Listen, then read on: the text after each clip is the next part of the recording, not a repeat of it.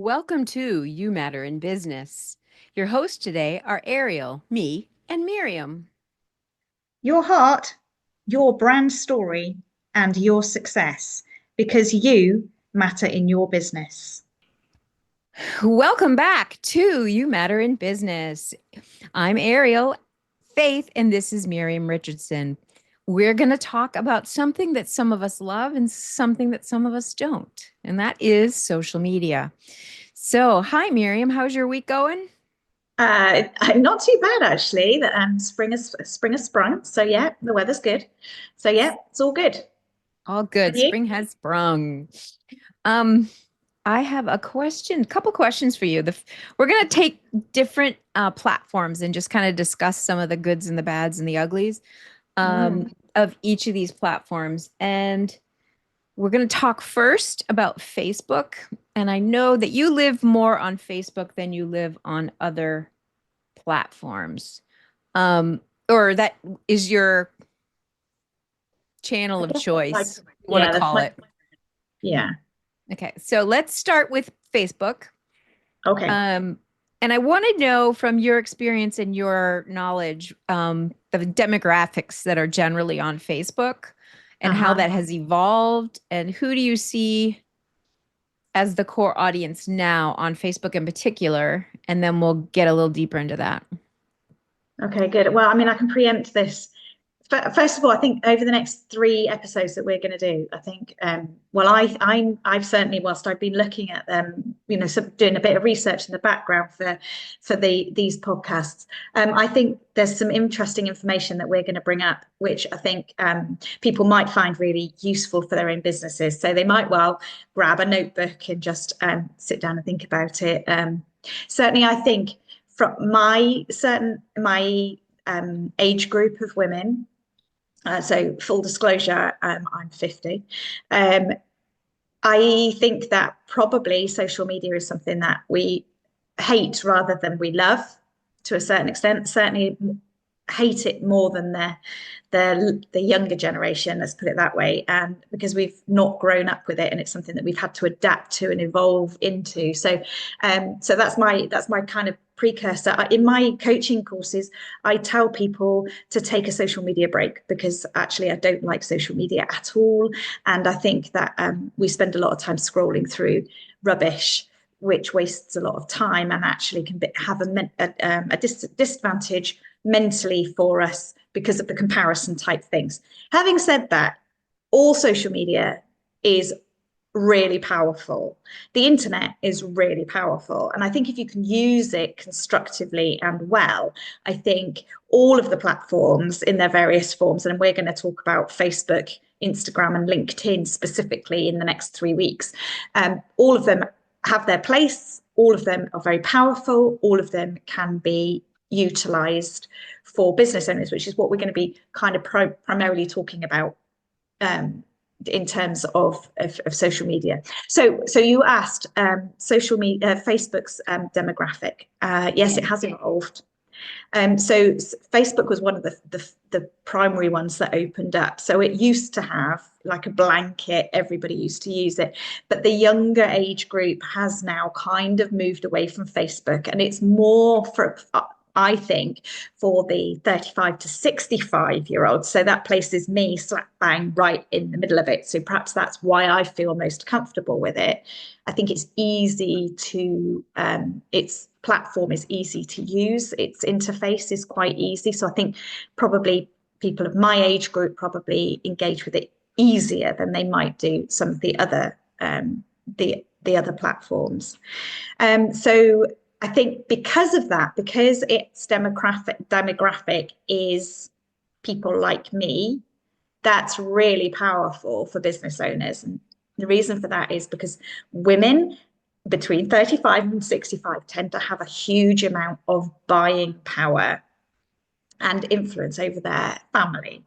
And for that reason, I think Facebook is key to business owners, particularly if they're focusing on women, and particularly if they're focusing on the women between 35 and 65. Does that make sense? I think. Oh, 100%. Yes. And that's 100% backs up all the information that I've learned too. Facebook has a very interesting, I mean, I remember using it back in the day, and for whatever reason, I got out of it. And my mother lives on it.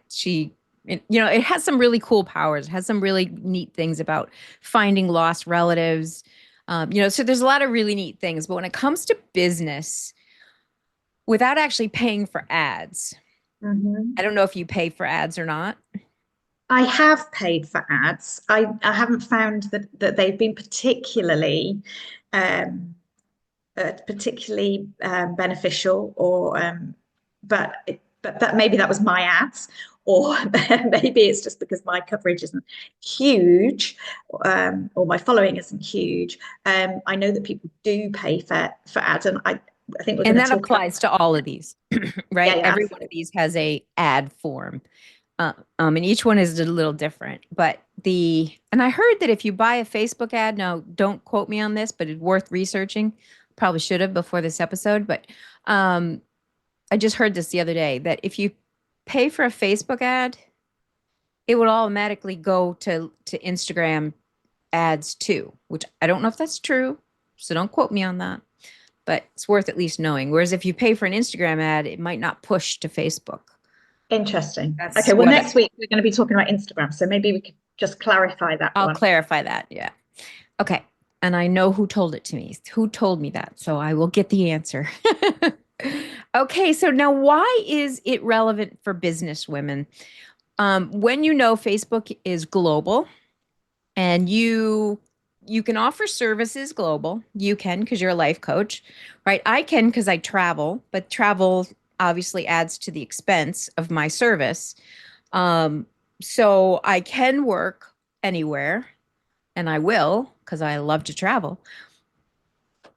But predominantly, you look for relatively local customers, people you can sit with, you can talk with, especially with photography and working with the brand story, marketing aspect. The more I have face to face, the more depth I get. So I, obviously have to work with a demographic. So, how does that, is there a way to like find your demographic, like physical demographic?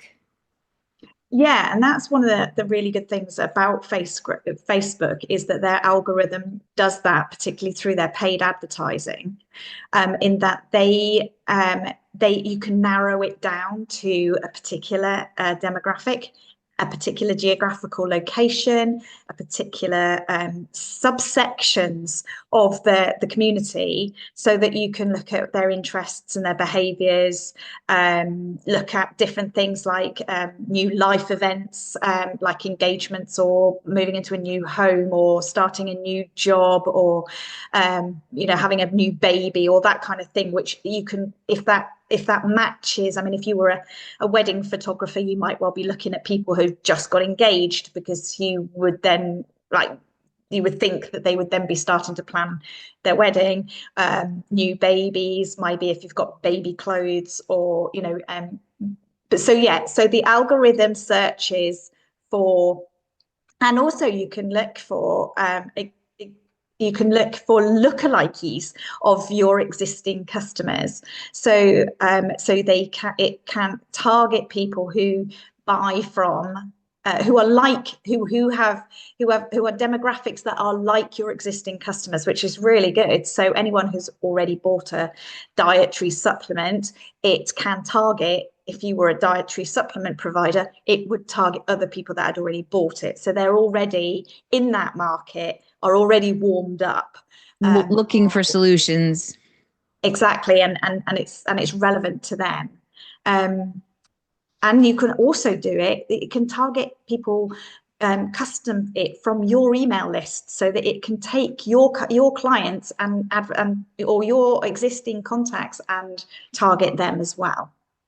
Okay. So that's really powerful. Okay. Now, what about the Facebook groups? I know one of the only reasons I actually go into Facebook is to because of the groups. So, Mm. because I'm in way too many, but I know there's certain ones that were very valuable at certain points. Like we have a local community one Mhm. that is great when the electric's out and you want to find out Yeah, what yeah. just happened. Just it's local hubbub is what it is. But um, I'm also in a lot of different women educator groups that are filled with women business owners. And so I'm in groups that have people who are my potential world, right? They either think the same or they work the same or they're trying to achieve the same goal, something. There's some commonality. So how can business owners leverage these for community building? Okay, well, I mean, Facebook groups I think are really powerful, and I certainly use them in my coaching business as well. So they become a powerful tool because they create a two-way conversation. So it's not just you broadcasting, but that actually you're listening back and getting feedback as well, and it allows you to be able to engage with your potential customers and discuss things with them, and it enables you to do market research. Or do you know what? I think the most powerful ones are actually the ones that create a focus around solving a particular problem. So, for instance, if you were a fitness coach, for instance, and you might want to create a group for busy mums wellness circle. So that's, there's their problem is wound up in the name of the group.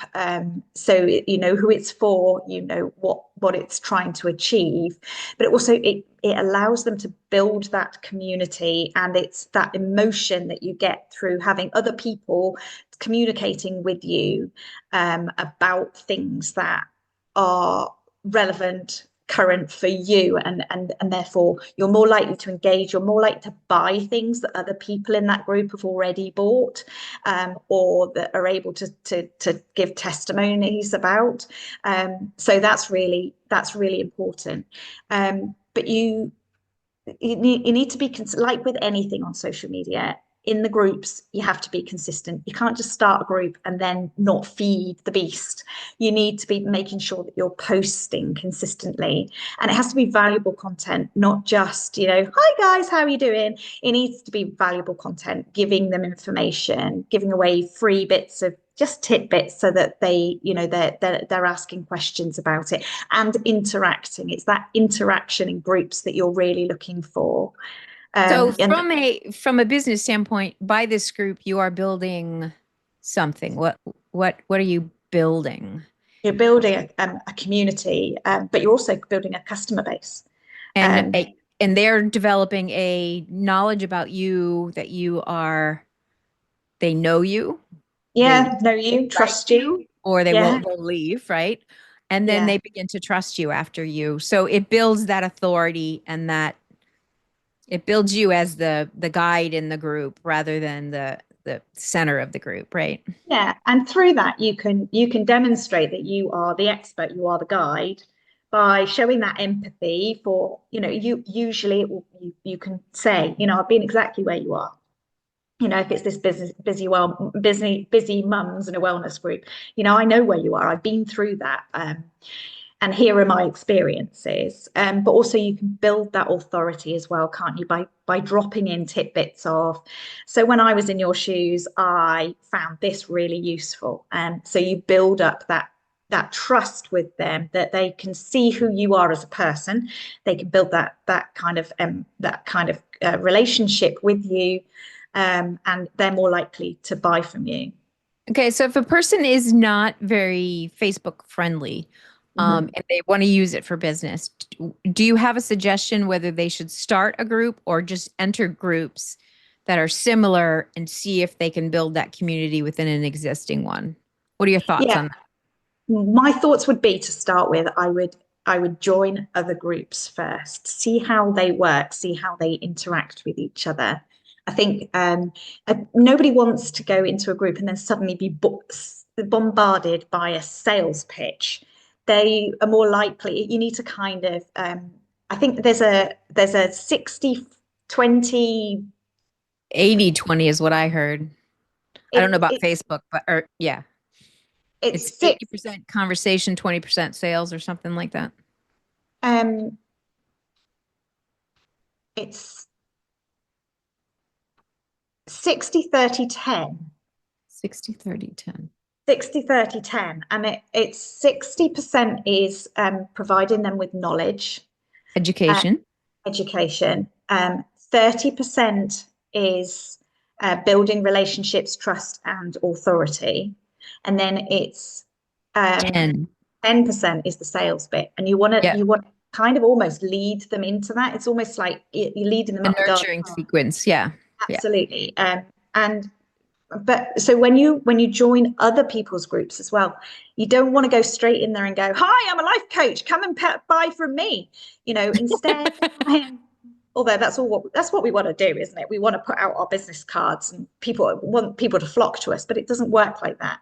You need them to come because they know, like, and trust you, that you've built up that, as you've said, that empathy and that authority. Show them that you are the guide, that you've been there, that they like you, that they trust you. They can see that other people like and they trust you. So that's what I would do. I would join other people's groups, see how it works, and then maybe you can develop your group off from that one. Almost go like, oh, by the way, I've got one that specializes in, if you're interested, Blank. Yeah. here's the link to it. Or if you want to be invited, it's a private one. So, drop me a line if you'd find that useful. But give to people. People like to get freebies. So the more that you can give to them, then they're more likely to come and eventually become your customer and eventually buy from you. Yeah. And it's more of an invitation to rather than a like call to action. It's more like, here's my invite. You can tell me whether you want to come or not. Like the RSVP. It's more like that kind of a communication at that point rather than a buy now, buy now. And if it can be relevant to the conversation in the group that you've joined, oh, I can see a lot of you on here are talking about. Hmm. Completely get that. And I've got another group of people that are also talking about it. Come and join us. Yeah, That exactly. kind of thing. And it just develops that kind of, oh, okay, she's on here. She's also got another one of her own, that kind of thing. So yeah. Yeah. And sometimes I know, because there's so many different Facebook groups, Yeah. uh, that you can get overloaded, but some of them become very inactive after a while. So by joining others, you kind of see the ones that become stagnant and Mm. they haven't posted in 2 years. Well, that's not a group you necessarily want to join because it's not really active. So sometimes we have to kind of figure that out, right? Yeah. Yeah. Um, And if you're running those groups, that's why I say you need to be consistent. You can't just like start one and then drop it unless it's for something specific. And so I use Facebook groups for coaching in groups, and it's a time bound thing. So mine, I do a monthly challenge, and everybody that's on that, that buys into that monthly challenge gets put into a private Facebook group that only they can be in, and it's their support group, their support squad, and their accountability. So but it only is, so it's time bound. It's only for that month, and then I post regularly on that group during that month for those people, to how are you getting on with, we've been talking about, show everyone else some support, tell us what you've been, those kind of things, chivying people along and showing them some love and that kind of stuff. And then other people put there, right, this is what I've been doing today, and this is what I've been eating, this is how I've been interacting. So that's time bound. So once I've reached the end of the month, that's it, that one gets dissipated and deleted, and that never happens again. But other ones, if you're going to start it, you need to have a plan, put in place. What are you going to talk about in January?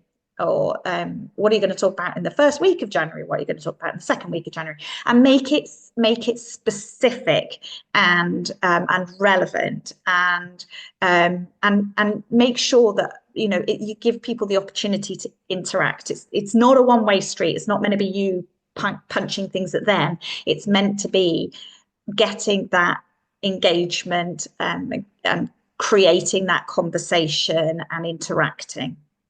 I know some of the groups that I've entered through the years were also class related. So there, you took a course, and then that was the way that the group. Of course, people use other things now, like Slack, Circle, and some of those others. But Facebook is also a way that is actually relatively inexpensive. You can host live Yeah. sessions with the group. You can host little 5 minute, hey, today's goal is, and give a, so you can kind of keep the group active if it's just, for a month or a week or whatever that process is.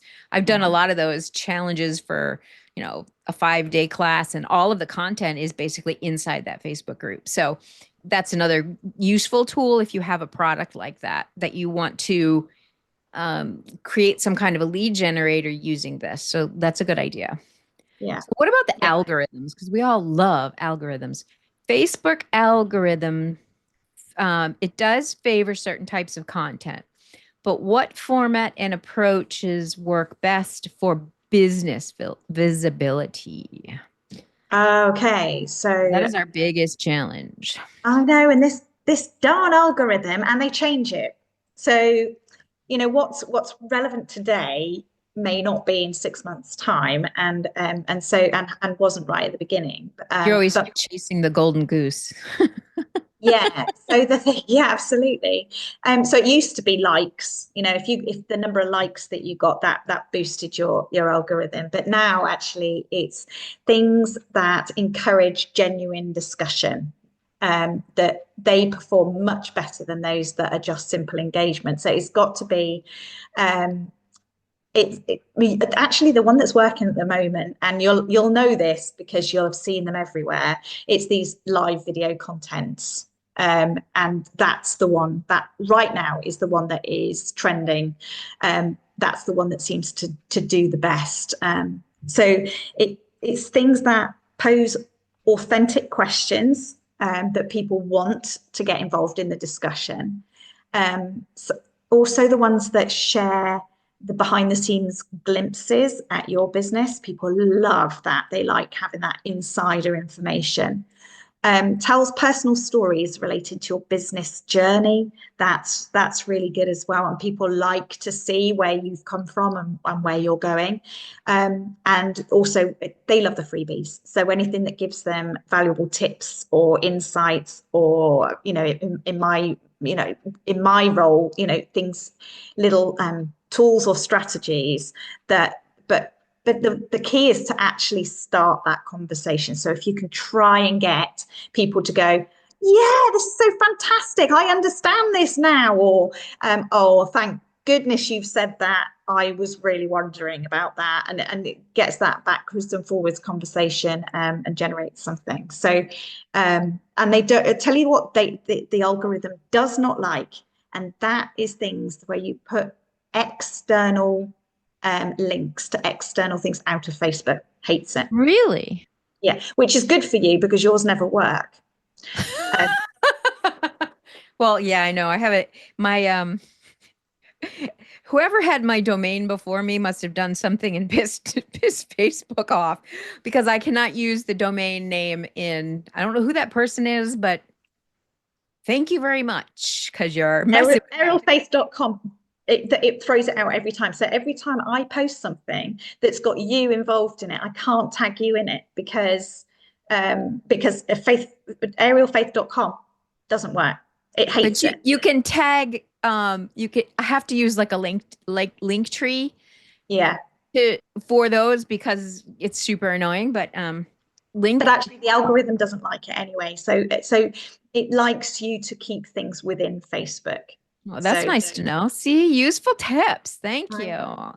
I don't play much in Facebook, so if you find me over there, I do like occasionally pop in, but I'm afraid if you want to have a conversation with me, you have to go to a different platform or call me, really, right?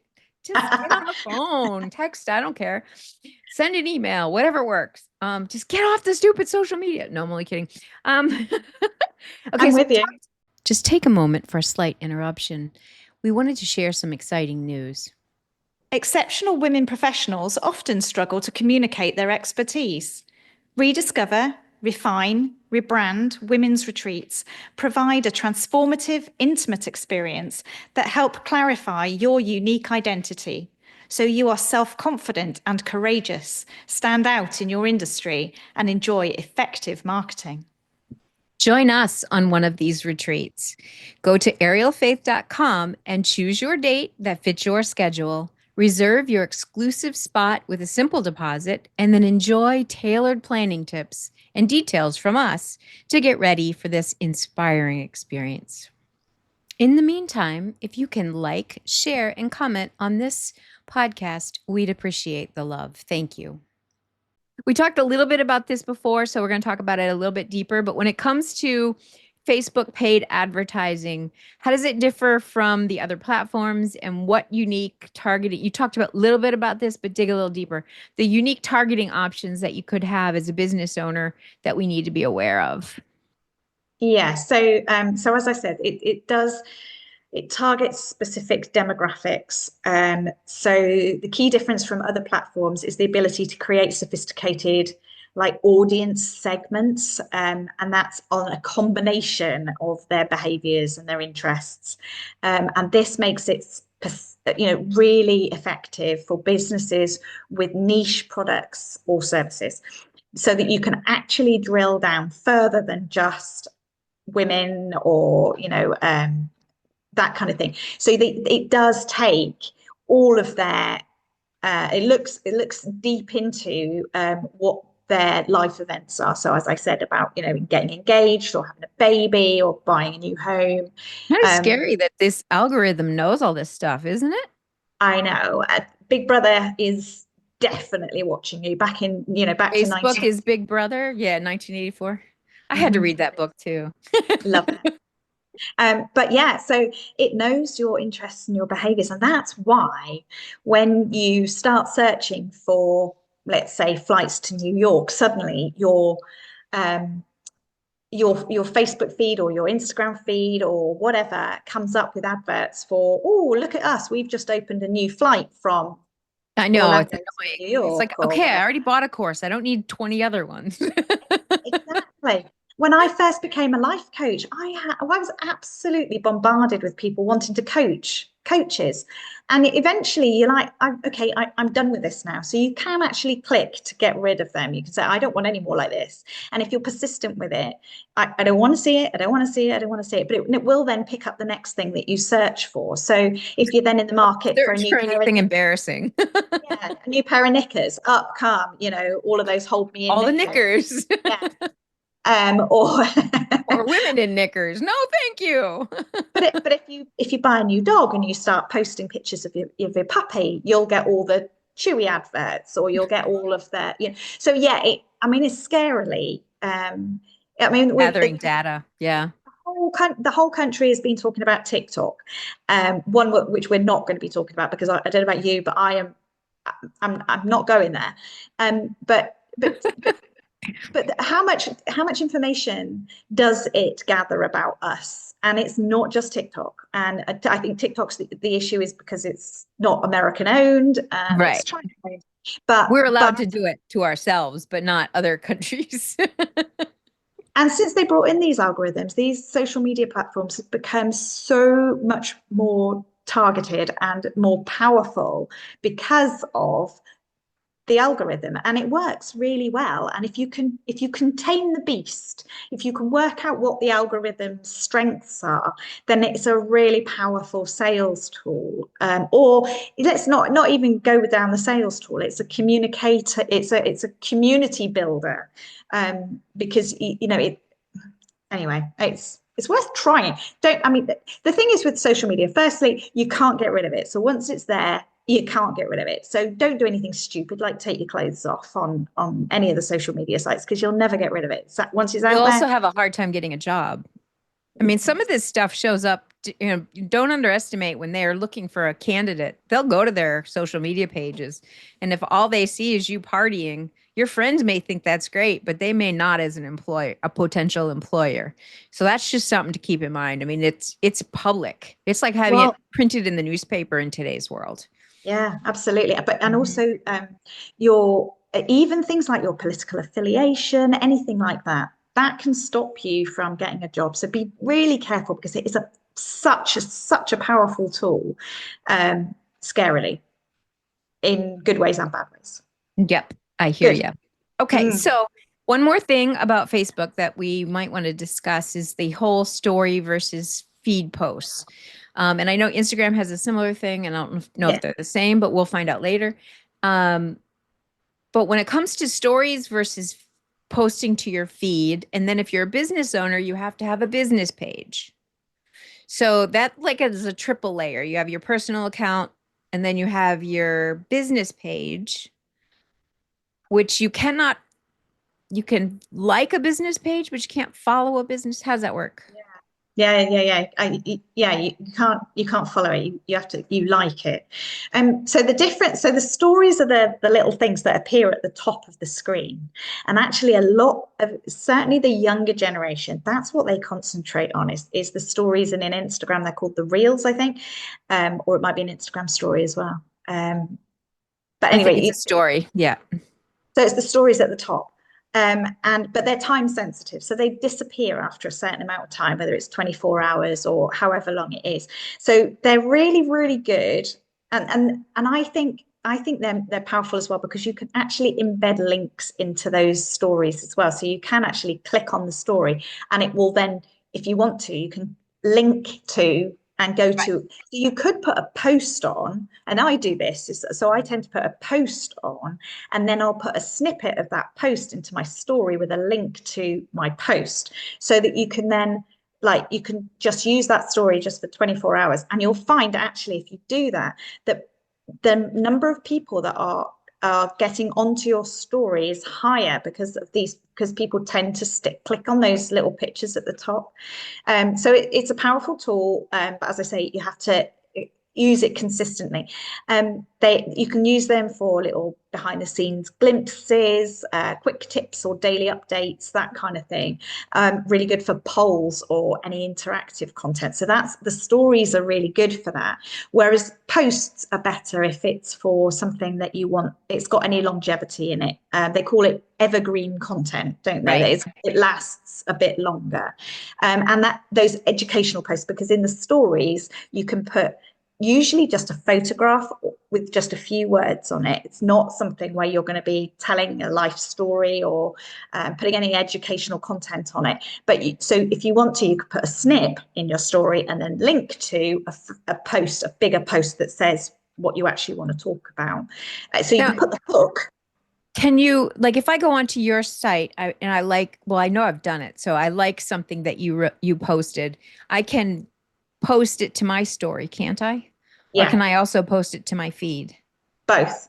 So you go to share, and then it gives you the option of, you can share it on as a post, or you can share it to your story.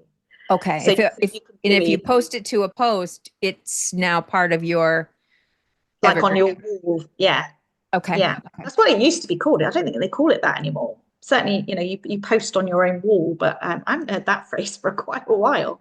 But Paid, what I page, hear more than anything. Yeah, but I know what you meant.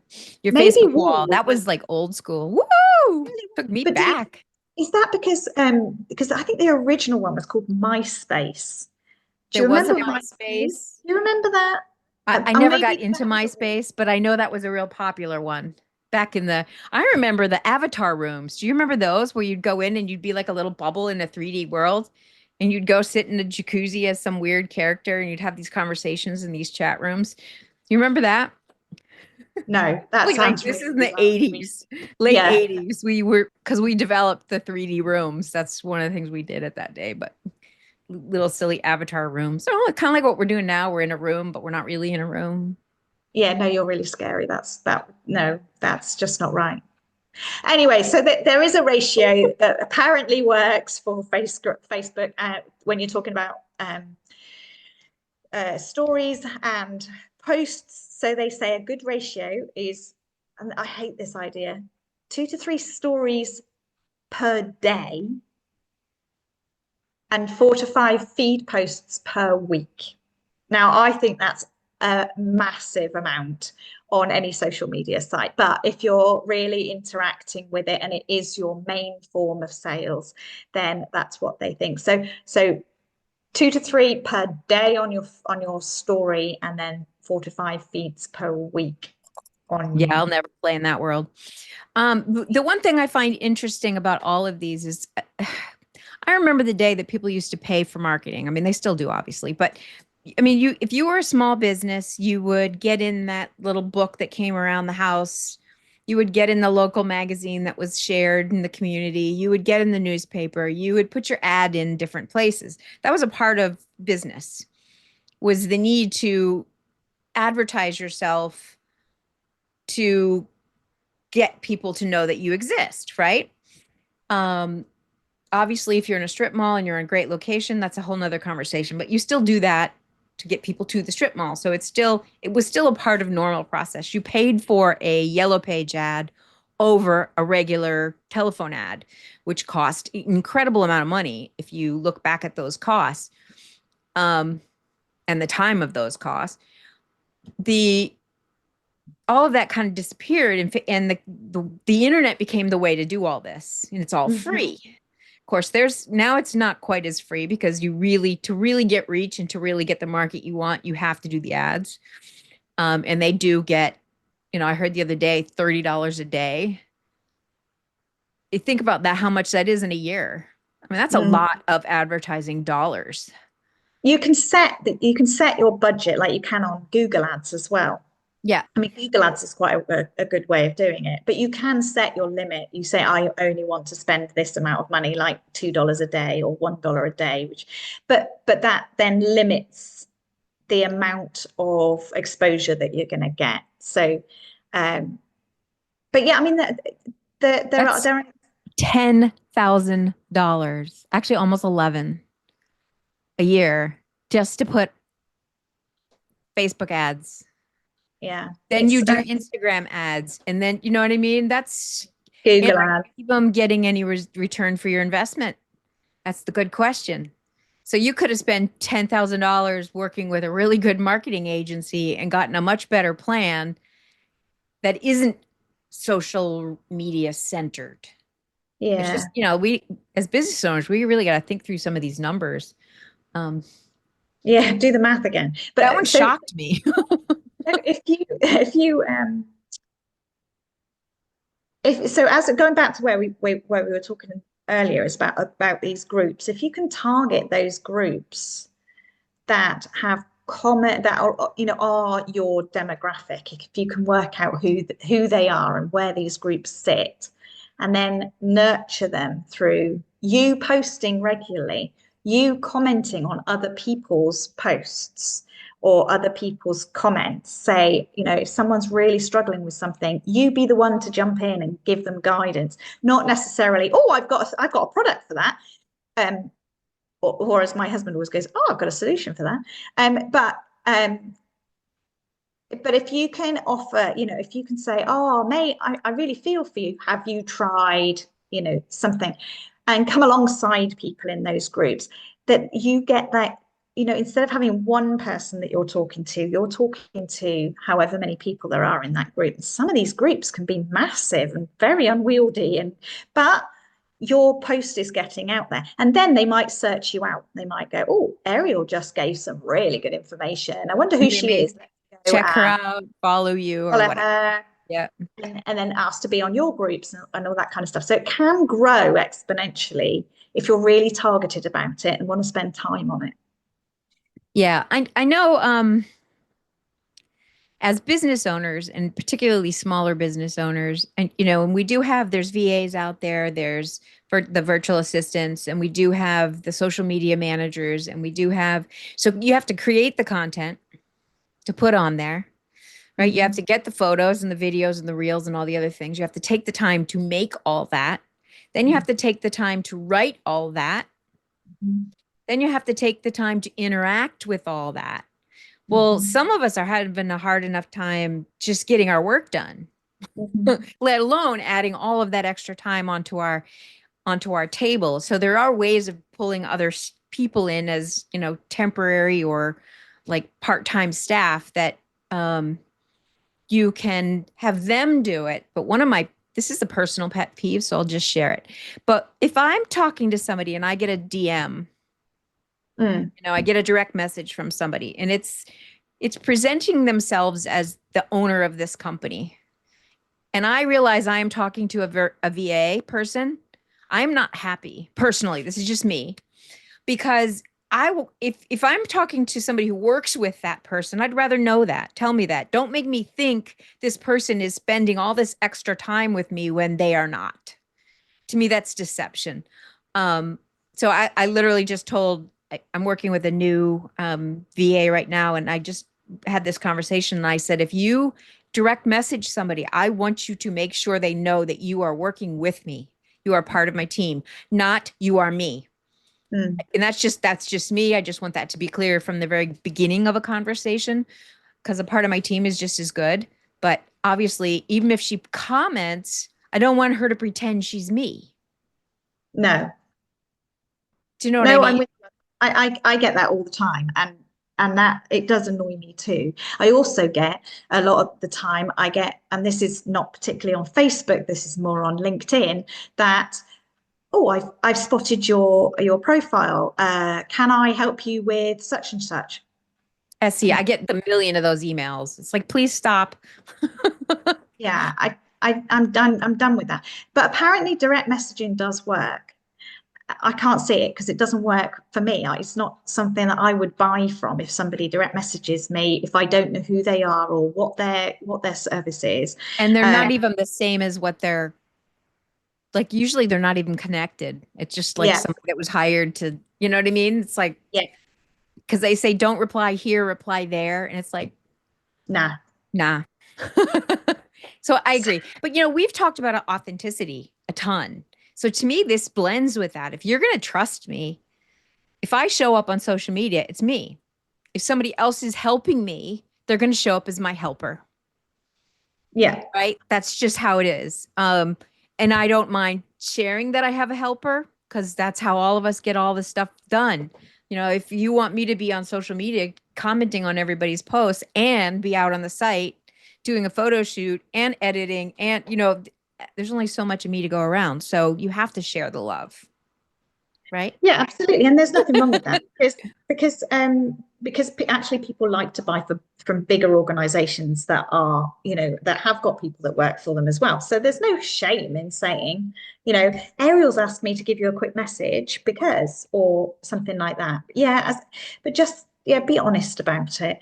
The other thing I was going to say is all of these things you can schedule as well. And the good thing to do is at the beginning of the month or the beginning of the year or the beginning of the week, decide what you're going to put on to social media. Have a look at what's trending, what's going on in your spheres, what other people are talking about. There's no shame in having a look at what's happening on your LinkedIn feed and going, oh, she's got a really good idea. I'm going to rewrite that, change it around, put my own spin on it, and put it onto Facebook. There's no shame in transplanting, because it's very difficult to come up with a completely unique idea. Usually it's been done before. So just by getting other help from other people as well, there's no shame in that. But schedule what you're going to put and make it relevant as well. If it's Valentine's Day coming up, talk about Valentine's Day. If it's Christmas, don't start talking about how hot it is well, it is in Florida, so maybe that's not a very good example. But do you know what I mean? But make it relevant to the It's time of hot in Australia at Christmas time. it was a really bad example, wasn't it? But you know what? You No, know it's what a I'm good trying. example. Just try and be a little bit sympathetic to what's going on in the world around you.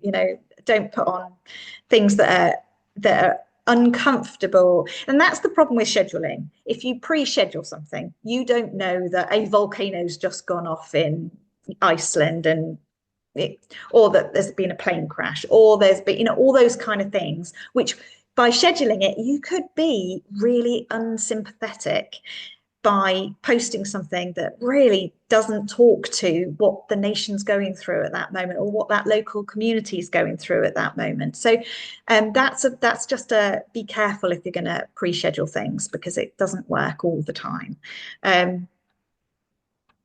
Yeah, So having a content planner of some sort, having a marketing campaign idea, all of those things help you identify who you're going to target the next 3 months, the next 6 months, the next year, and then your messaging can match that the words you use, the photographs you use, all of those things can have a purpose. It's not just like, oh, shoot, what am I going to talk about today? And you pull it out of your hat. When you have a plan, and I know we do a quarterly, I do with a small group. It's a kind of like a mastermindy group, but we do a quarterly social media content. So we think about what are we going to accomplish in the next quarter?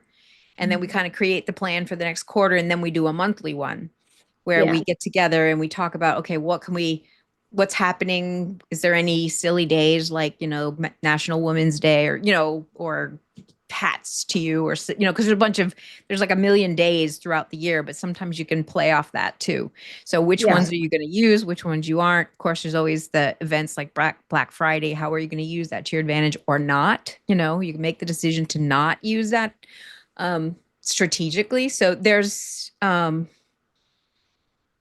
is lots of things that if you really give that marketing space to your business, you give that time, whether it's an hour a week that you focus on what you're going to do, or even several hours. I decided that I need to do a content day because I'm very much I live in a day. If I can get one task done in a day, that's good. And this is the kind of task that would take probably a good day of work. Yeah. And if I just focus on that one thing and like work on the things that I have on my list of to-dos and create all that content, and then I've got it for the next several months, maybe, if I just do that for that one, and then I can schedule it out and adapt to whatever's happening in the world. But if we don't take those proactive approaches and we're just flying by the seat of our pants, we're just going to be frustrated. We're going to be annoyed. We're going to feel invisible. And we're going to be like, I hate this stuff, which is how most of us feel. You can also sort of build the anticipation, build the curiosity as well. You can also, so they call them funnels, don't they? So you're trying to funnel people down into buying from you or whatever it is that you want to get out of them at the end. So you start off with a, hey, how are you doing? And then it gets, oh, you're interested, but eventually gets smaller and smaller and smaller too, so that the option at the end is to buy, or the call to action is at the end. You draw them down through, and each time it's building that curiosity. Oh, I'm interested in what she's got to say. So I want to know more. How can I, how can I get a bit of this? How can I, whatever it is, but you build them down. And so very much key to your social marketing, social media planning is so starting off it's all nurture, and then moving it down into that call to action. It's really a giant nurture campaign is what it is. Yeah, absolutely. Yeah. And it's kind of funny. When I think funnel, the word has never resonated with me, and I just figured out why. But when I think of funnel, I think of stuff being forced down because of gravity, right? You have no control over what happens to that fluid. You're sucked in, right? Yeah. So to me, it's like a vortex of power where you just really have no control. You just get sucked through the layers. But for me, the nurturing and the nurture campaign and that type of marketing, for me, is more like a filter. Because people who aren't in the right place will get filtered through. Because it's fine to not be in the right place for your product. Right? So it's not about, I want everyone to fit in this funnel. It's more like the people are choosing to stay in the filter because they're fitting into your, whatever it is you're trying, the little stuff filters out. It's kind of the opposite of a funnel, but the meatier clients would stay in, the larger clients, the ones that are closer to being able to buy, more interested in solving the problem that you're showing them the solution to, all of those things. So to me, it's more like you're filtered out. You're filtering out so that when you get on that call, it's not somebody who is absolutely wasting your time.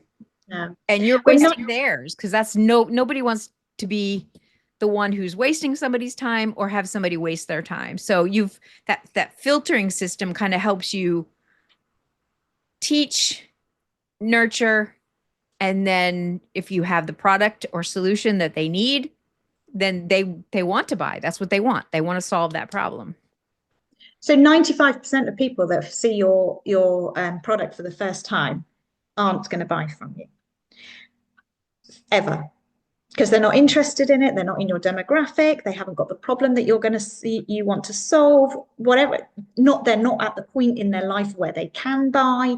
There's a million reasons why people are not going to buy from you. So it's those 5 that you want, and that's what you're talking about. It's getting rid slowly by slowly, getting rid of the ones that are not going to buy, so that when you actually get to that call to action at the bottom of that filter, it's inevitable. That person has stayed in your filter for the whole way through, and so sale at the end is inevitable. And that makes that question, we talked about this in an earlier podcast, didn't we, about that, like actually asking them, well, are you now going to buy? It's inevitable. It's not. Well, it's more like when can I start working with you? They have almost the opposite, because now they know they want what you're offering. They need what you're offering. So it's become more of a hunger for them than it is that pretty vase that sits on the counter that I think is nice, but I don't need it. Yeah. Right? It doesn't serve me at all. So it becomes more of a conscious, strategic, wise decision rather than a whim, Yeah. Okay, I think we Facebooked this one to death. What do you think? Anything else you want to add about Facebook before we close this episode? No, just use it, abuse it, and then come off it. We're going to talk more about social media breaks because I've done them frequently. They are very helpful to your brain. And when you wake up, don't grab your phone first thing. No, live in the moment rather than in someone else's moment. Or checking your emails, or, filling your mind immediately with all the things you have to do. And, oh, shoot, you don't want to do that first thing in the morning, especially when you're me, because I'm like half awake, which Okay, so let's wrap Facebook up, put it in a little basket. And then we'll come back again and we will talk about Instagram, some of the uniquenesses of Instagram and all of that fun stuff. So we will be back again. Thanks, Ariel. Thank you, Miriam, for all your research and expertise. Thank you. See you next episode. After all, it is your brand, your story, and your success, because Ariel and I know you matter in your business. Thank you for listening to the You Matter in Business podcast. Please follow, share, like, and comment. We would love to hear from you. This podcast is sponsored by Ariel Faith Photography and Enrich Life Coaching. The show notes provide more information on how to contact Ariel and Miriam and any guest speakers who share in our journey together.